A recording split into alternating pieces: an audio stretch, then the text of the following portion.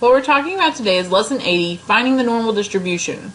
The table and the histogram below show the frequencies of the sum of two number cubes, each numbered 1 through 6 after 1,000 rolls. Okay, so what we have is the sums and then the frequency in this table. So the number of times they got a sum of 2, the sum of 3, sum of 4, and then they show the exact same information in this histogram. Okay, so this is the sums across the bottom, and then this is the frequency that they occurred. So a sum of 6 occurred a little over 120 times, which it says 128. So there you go.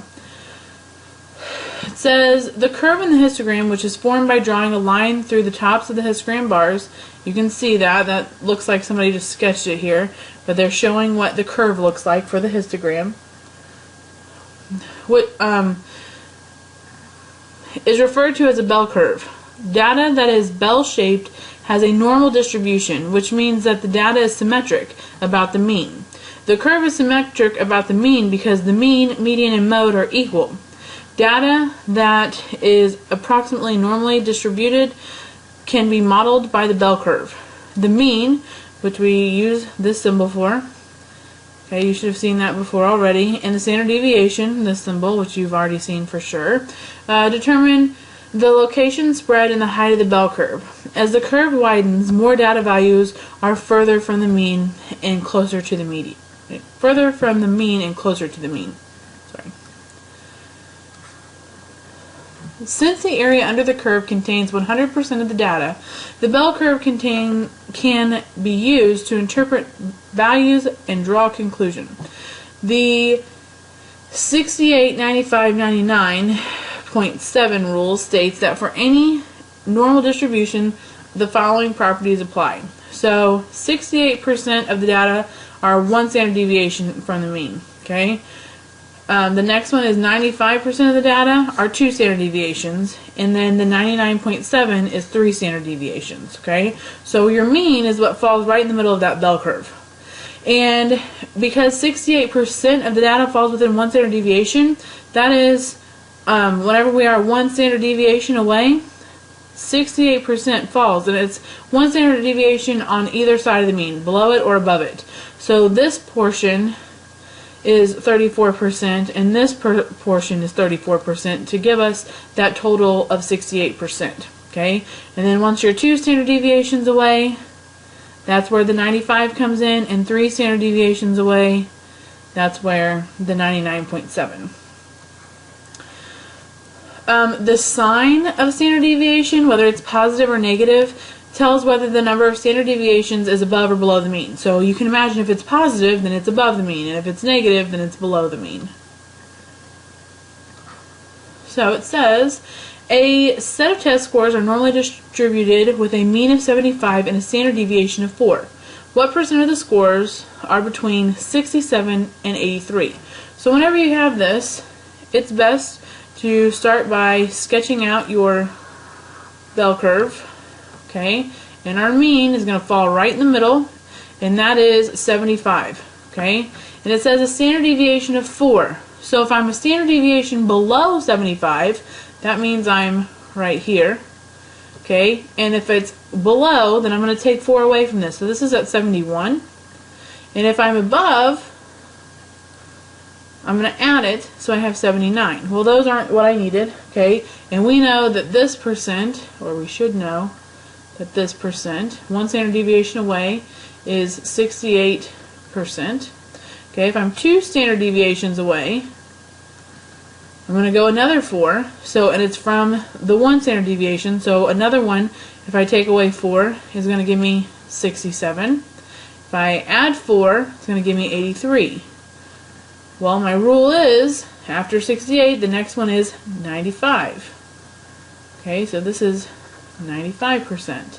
So what percent? It's 95. Okay, because it's 2 standard deviations away from the mean. What percent of the scores are between 75 and 79? That's talking about this portion right here. Okay, it's 1 standard deviation away, but it's only talking about above the mean. Okay, so I already told you that this portion is half of that 68, so this is going to be 34%. And what percent of the scores are between 79 and 83? That's going to be right here. Okay? If I know that this portion right here was 34%, I could figure out what this portion is by taking half of that 95. Okay, so 95 divided by 2, 2 goes into 9 4 times. I get 15, which is 7.5. So all I need to do with those is subtract. So if I take 47.5%, because I'm taking this whole chunk, okay, and I'm subtracting this little chunk to get this piece, okay, minus the 34%. When I subtract, I'll get 0.5, 3, and a 1, so 13.5%.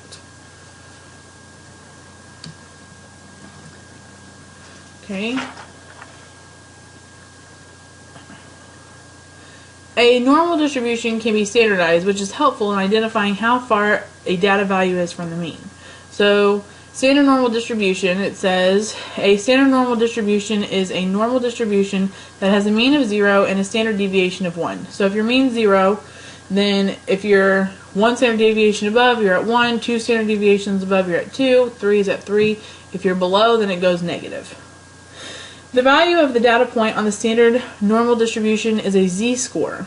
It is a standardized value that is absolute, its absolute value is equal to the number of standard deviations it is away from the mean. The sign tells you if it's above or below the mean. A z-score of negative 2.5 is 2.5 standard deviations below, okay, because it's negative. A z-score of 1.8 is 1.8 standard deviations above, because if it doesn't have a negative, it's obviously positive, which makes it above. Standardizing different normal distributions into a common scale allows for them to be compared using z-scores. To convert any given data value taken from a normal distribution to a z-score, subtract the mean from the data value and divide by the standard deviation. So, to find the z-score, given that x is the data value of a normally distributed set of data, the z-score is equal to that data value minus the mean, all divided by the standard deviation. So, for example, finding some z-scores. The weights of cans produced in a factory have a mean of 6.5 ounces and a standard deviation of 0.2 ounces. We know we're finding z-scores, right?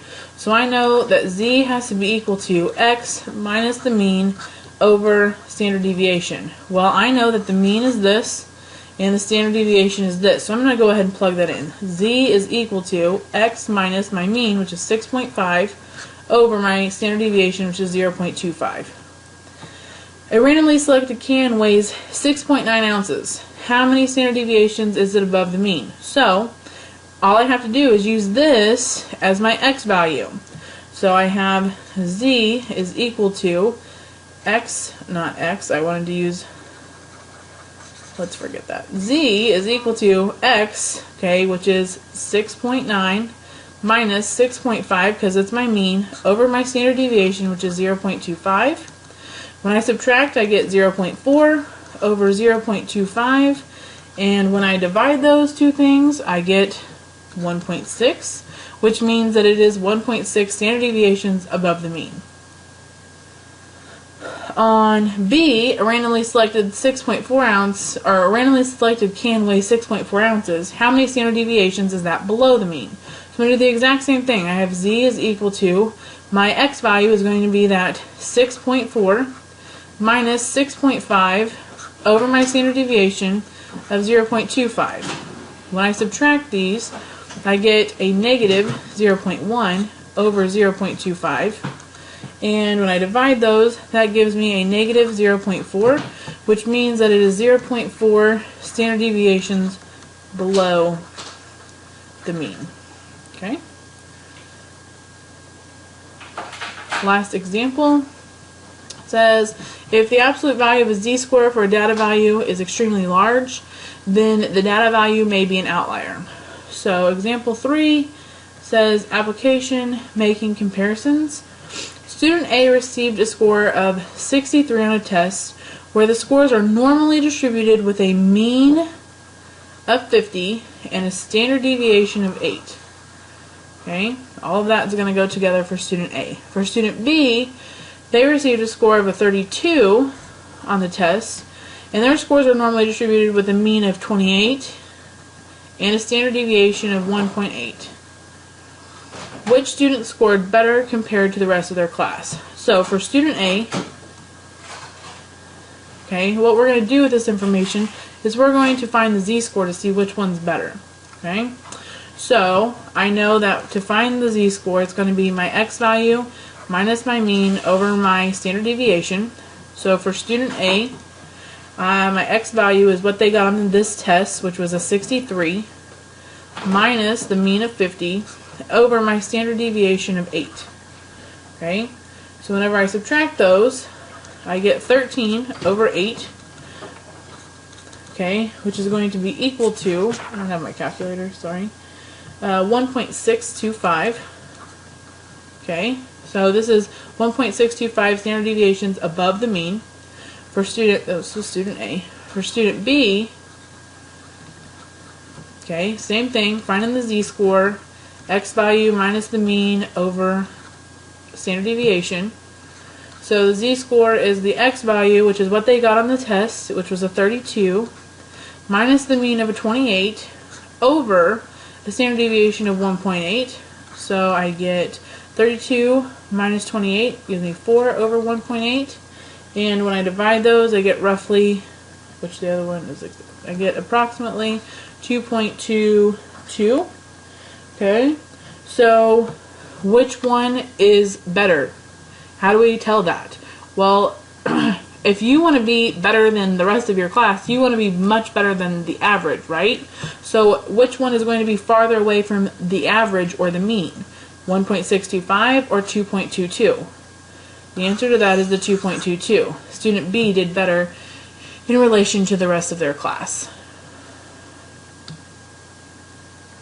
Okay, on lesson 80, we're going to do A through G.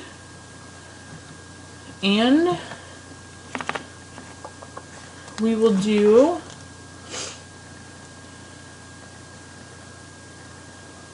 we're going to do 1 through 23 odd. Okay, this will be due when you come into the room tomorrow. I hope that you've taken good notes and that you have a good rest of the day.